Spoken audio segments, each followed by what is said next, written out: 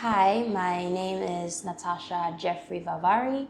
I am 18 years old and I attend Gordon Secondary School. I come from Central Province, Abao District.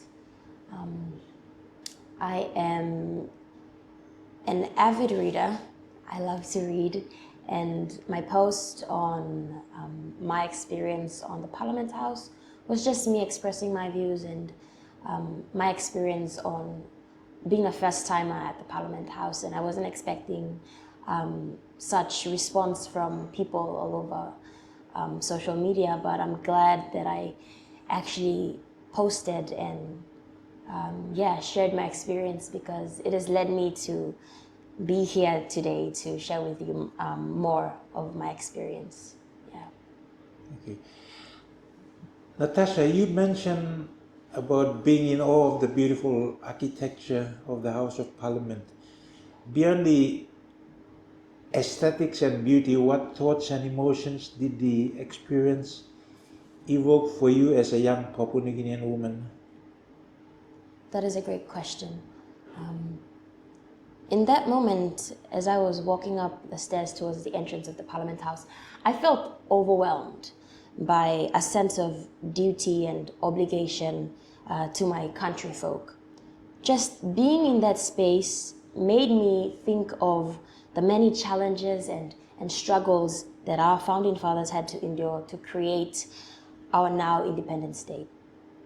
I quietly reflected on our current government and the manner in which they manage our country, and I was deeply disappointed. Sitting amidst other students as we all watched and listened to grown men argue about lack of accountability and transparency was an underwhelming sight, because this is not what our founding fathers fought for. Although I felt a sense of pride and patriotism, I was not impressed by the way our current government is managing our nation. What inspired you to share your reflections on the importance of change beginning within our homes, communities, and mindsets? Yes. So, as I recall back to my visit, I can vividly remember Deputy Prime Minister John Rosso's statement on attitude. He emphasized the importance of the way we as individuals speak, think, and behave in our communities. He mentioned, and I concur, that the people of this nation are so accustomed to blaming the government for every little inconvenience that occurs that they fail to address personal problems such as their attitudes and mindsets. He emphasized on the importance of respect within homes and communities, and how each individual has a role to play in ensuring that change in our nation is possible and can be done. So, as I sat there and as I listened to John Rosso speak about attitude and how it affects us in our communities and homes, I came to the conclusion that when we want to change our nation, if we want to change our nation, we have to be able to change our mindsets and the way we think. That is what inspired me to come out and post and to bring out the statement that change does happen in our homes, in our communities, in our mindsets. Yes. During your visit to Parliament, did you have any personal interactions or experiences that left a lasting impression on you? Yes, in fact, like I mentioned in my post, personally witnessing Madam Francisca Semoso take the speaker's seat was such a powerful moment for me, because of the importance of such a position, especially in a country such as ours, where politics is a male-dominated field. I believe that being able to witness the sight of a female presiding over a room of men, it lit a spark of interest in me in the political realm, because before I set foot in the Parliament House, I had no interest whatsoever in any political relations. But stepping foot in that place, seeing and witnessing the bravery of such women as Francisca Semoso really inspired me. And I hope that it has inspired other women around the nation as well to aspire to be future leaders in our country. Natasha, you highlighted the significant gap between the population of women in the country, 48.6%, and the representation in Parliament, which is only 2.5%. What do you think are the main key barriers preventing more women from entering leadership positions in politics? Well, in most cases, when women run for office, they are economically and socially in need of support, unlike the men who usually have better support. There are also cultural barriers, which play a big role in the lack of female representation in the parliament. This is due to the fact that PNG's cultures and traditions are deeply ingrained in patriarchal beliefs and values, and most people today still have that mindset of how women are incapable of leadership and decision-making roles in the parliament. There are also barriers of literacy. According to data from UNESCO, PNG's adult male literacy rate was estimated at 65.6% and female literacy at 62.8%. Therefore, this leads me to the conclusion that women need to have access to quality education, and because of the lack of this, more women are unable to vote knowledgeably or stand for elections and run for office. You mentioned women dominating other male-dominated fields. What lessons from these sectors can be applied to increase female political representation? Yes, personally, I am under the influence that the reason women dominate other fields is because of the education that they receive as well as the skills that they develop along the way. I believe that aspiring young women can adopt the ideas that being educated and possessing the right skills may help them to lead and represent their people well. What advice would you give to young women aspiring to become leaders in PNG, particularly in political and community leadership roles? As a young woman myself who is now aspiring to be a voice for the voiceless and a change in my country, my advice to young aspiring female leaders of this nation is to take your education seriously and to develop skills to help you grow as an individual and as a leader. Read books and absorb as much information about the world as you can. Create healthy and intentional relationships with people who will encourage you to achieve your goals and aspirations. Networking is very, very important. You believe in yourself and that you can be able to change. You can be able to be the change you desire to see in your country. That is my advice to young aspiring female leaders. How can established female leaders and role models like Assistant Speaker Francisca Semoso inspire and empower more women to pursue leadership positions? I think just their very presence in the House of Parliament is enough inspiration and motivation for us young women around the country to follow in their footsteps. In order to utilize this influence that they now possess, I believe that they should create initiatives where women can continue to be inspired and pushed to enter into the House of Parliament, because they themselves have done it, and because they themselves have proven that that feat is achievable.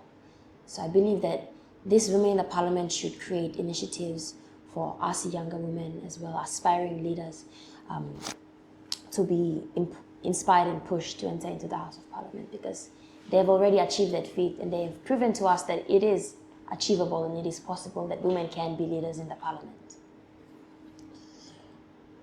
Now we come to the issue of gender inequality and violence, which you wrote so passionately about. Papua New Guinea's ranking of 160th out of 161 countries in the Gender Inequality Index is alarming. In your view, what should be the top priorities for the government and communities in addressing this gender disparity? Yes, I can vividly remember Mr. Pukatemu. He was the one who mentioned the GII, and I listened attentively, and I remember him giving three main variants that we fail to meet, requirements that the government in our country failed to meet. That's why we are ranked 160th out of 161 countries. Number one was reproductive health. The top priorities for the government and communities in addressing this gender disparity. I believe that a top priority should be investment in quality maternal healthcare services, family planning and contraception, and conducting awareness based on sexual and reproductive health. That is on the number one variant of reproductive health. Number two is empowerment. So by increasing female education and literacy, we promote women's political participation as well as addressing gender-based violence. Another variant is labor market participation, which basically says by promoting equal pay and opportunities, supporting women's entrepreneurship, and encourage men to participate in domestic and childcare responsibilities by addressing gender division of labor. All of these three variants contribute to the improvement of our GII, and unfortunately our country fails to meet these requirements. Therefore, I believe that the government should prioritize reproductive health, women empowerment, and labor market participation for both genders. Yes. What role do you think youth advocacy and grassroots organizations can play in driving gender equality and addressing gender-based violence in Papua New Guinea? The roles that can be played by youth advocates and grassroots organizations include spreading awareness, creating projects and initiatives that would help their communities to better understand our roles and responsibilities as citizens of equal importance, targeting the male population and spreading awareness on gender-based violence can help these youths and men to learn and understand the toll that gender-based violence has on the women of this nation. You made a powerful point about how the treatment of women and girls contradicts PNG's identity as a Christian nation. How do you think faith-based organizations can contribute to solving this problem? Well, I believe that faith-based organizations can contribute to solving this problem through sharing Bible scriptures being used to discourage the gender-based violence by reiterating the biblical beliefs and morals that define a Christian. Providing shelters or refuge for victims of gender-based violence, churches can act as a safe space to create an environment where victims will be free to speak up about their experiences. Faith-based organizations can also contribute to solving this problem through partnering with other organizations to spread awareness on gender-based violence. So, our leaders in the Parliament House claim, and I believe we are a Christian nation, but we do not act like it. I believe in the saying, actions speak louder than words. When you say you are something, but you act in a different way, it contradicts who you are. So, as a nation that claims to be a Christian nation, we should prioritize our women by practicing compassion and kindness towards them, and not a sense of superiority from men. So I believe that churches can contribute to solving up the problems of gender-based violence and gender inequality by providing shelters for the victims of gender-based violence, as well as encouraging and fostering healthy relationships between men and women in our communities. What immediate actions do you believe should be taken to address the violence that women and girls face every day in Papua New Guinea? Yes. I have done research on some of the ways that we can help women to end the violence and also to address the violence that women and girls face every day in PNG. One of the ways, immediate actions that should be done is increasing funding to end violence against women and girls. And also by keeping girls in school. Keeping girls in school. Education is very important, as I've mentioned. When girls are educated on their rights and their roles as citizens of our nation, they will be in better positions to defend themselves and to, create leaders that can represent them better as well.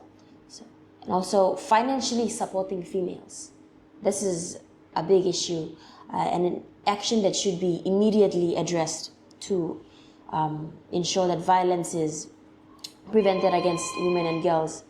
They're also engaging male allies by speaking and spreading awareness to the male population. We will encourage them and teach them, help them better understand the effects that gender-based violence can have on women, so that they can be able to support and encourage their women in their communities. Also including women in decision-making at all levels, from local to national. I believe these are some of the immediate actions that should be taken to address the violence and violence that women and girls face every day in PNG. Now, moving forward and solutions. In terms of policy making, what specific changes would you like to see implemented to ensure better protection and representation for women in PNG? Protection and representation. Policy making. I believe for protection-wise, we should create better laws that ensure the safety of women and girls of all ages.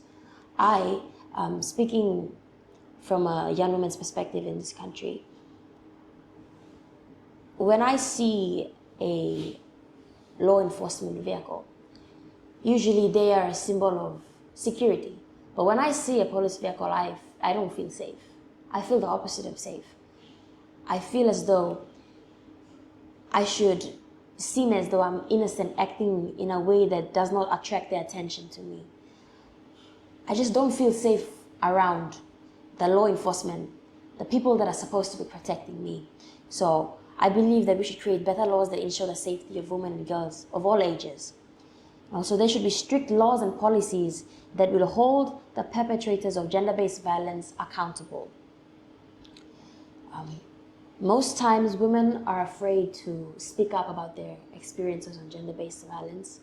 They are afraid to go to police stations and speak up because they are contradicted and ridiculed. And they're not sometimes taken seriously. So most cases of gender-based violence are never reported. And the perpetrators go walk around freely without the justice that they should be served. I also believe that we should create policies that strictly prohibits sorcery-related violence against women. And most women in the highlands and other regions as well, they go through brutal mutilations and torture. Sometimes these women may be guilty of the charges against them, but sometimes, at most times, the women are innocent. And I believe that we should create policies that strictly prohibit such activities because it goes against human rights, female rights as well. So yes, that's for protection. For representation, I believe we should create strict laws that ensure the voting system is equal and fair to both genders, regardless of their financial status. And another policy making that I would, for representation, would be delegate an equal number of seats to be filled by female representatives. I believe that women should have representation in the government, but if women have the same mindsets as the men that we have right now in the Parliament House, and if they enter into the Parliament House, there will be no change. There will be just a change in gender, not in mindset. So the women that enter into the Parliament House must also have a willingness to represent the women equally and fairly. So I believe that for representation, we should delegate an equal number of seats for women to be representatives in the government. Yes. What do you believe is the most effective way to raise awareness and engage the general population in the fight against gender inequality? So there are many effective ways that we can raise awareness and engage general population in the fight against gender inequality. Social media is a great way to spread awareness. However, 80.86% of PNG's population reside in the rural areas, where access to internet and cellular devices is scarce. Therefore, in order for awareness to reach these places, community-based awareness campaigns should be created to engage youth and men not only in rural areas but also in urban centers as well. Yes. How important is it for young women to have mentors and role models to look up to, and how do you think this can be better facilitated? I think it is important for young women to have mentors and role models because of the guidance and support that they offer. They serve as an inspiration and motivation to the young person. They also help in imparting skills onto the young person and confidence building. As for myself, I have many role models, but one of them is my the co-director of art activism PNG, who is a great friend of mine and he is a great mentor to me. He has guided me, and with leadership skills, he is a great leader in his level of work. He has inspired me and motivated me to become a better person every day, and yeah, just being a person that is able to have access to such people with such knowledge and such skills is quite it's a great initiative, because most young people they do not have access to good role models and mentors, and they end up following their friends, people who influence them in the wrong way. So I believe it is important to have mentors and role models, because they will guide you and support you as well as inspire and motivate. They will also increase your opportunities. As I've mentioned, my dear friend Nelson Kokoa, who is the co-director of Art Activism PNG, he has opened up opportunities for me to go out and speak to young people about issues that affect our country. So that has helped me to develop my skills of speaking, and it has built my confidence. How we can facilitate mentorship and role modeling is through formal mentoring programs, and also online platforms where young people can utilize platforms such as YouTube to gain skills and be inspired by real people who are working towards a change in our nations. Yes, also encouraging open dialogue where young people can speak freely and express their views and opinions without being discriminated. I believe that's one way to facilitate mentorship and role modeling. From your experience and perspective, how can social media and digital platforms be effectively used to advocate for change and amplify women's voices in PNG? Considering the number of people I believe were reached through my post, I can fully support the idea that social media can be utilized to advocate and indeed amplify women's voices in PNG by creating, if we created pages and groups where awareness on gender inequality and gender-based violence are shared, as well as creating and fostering healthy virtual relationships between men and women.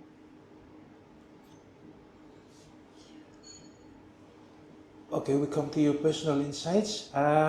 What motivated you to publicly speak out about these important issues, and what kind of response have you received so far? To be completely honest, I initially had no intention of sharing my experience whatsoever. However, the reminder of the lessons I learned from the Parliament that day were too great not to be shared. And that pushed me to share my experience. The responses that I've received so far have been positively encouraging. However, there are also a few individuals who are more politically literate than me who have responded to my post. Although it is quite overwhelming, I'm grateful for the insights because it will help me grow as an individual and as a young leader in my community. So through my post, I believe I have reached a lot of people. I wasn't expecting such popularity on my post, but I was quite surprised too because I believe there are a lot of people who post the same things that I have posted about, but they are more politically literate than me. But I believe it is because I'm a young woman in this nation and because I'm a student, and I believe there are not many young people who are sharing their views and experiences online, that when they saw my post, they were, I guess, they weren't expecting such a post from someone like me. But I'm glad I shared my post because I have proven that there are more people like me, young people like me in this country, who are willing to speak up about the issues that affect our nation. And yeah, I'm quite pleased with the responses that I've received. As I've mentioned, some of these people who responded are more knowledgeable on topics that I am still learning about. So I am keen on and eager to learn more about politics and how to grow as a young leader in my country. How has your personal journey and experiences shaped your views on gender equality and leadership in PNG? That's a great question. I have been an advocate for child rights since I was 15 years old. I started at a very young age publicly speaking to children about their rights and responsibilities in this nation, and being able to speak to young people and and portraying an image of confidence from a young woman as me, I believe it has